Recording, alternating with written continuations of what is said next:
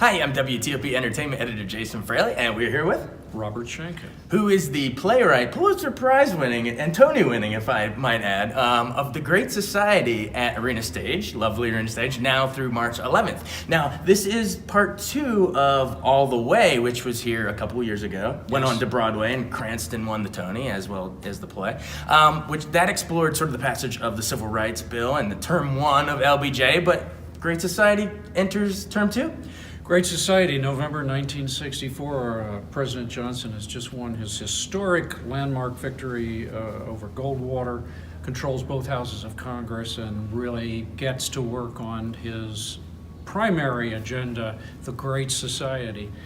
Simultaneously, of course, the country is beginning to fall apart, civil rights, and Vietnam looms no longer on the horizon, but coming much closer. And over the next 4 years, LBJ will accomplish much and lose control completely.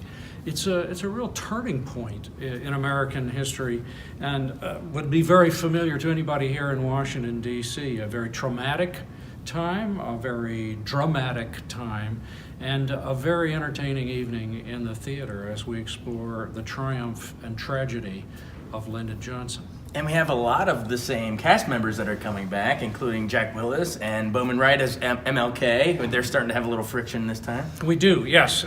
Very fortunate to have both these extraordinary actors here, giving really, I think, performances of a lifetime. If you see one thing this season, see The Great Society and see Jack Bowman in this. It's really an amazing.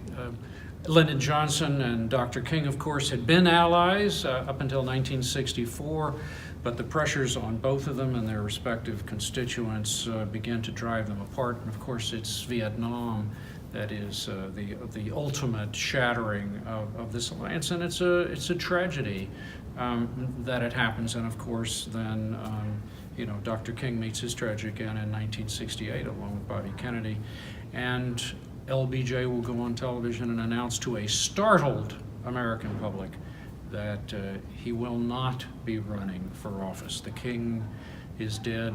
Long live the king.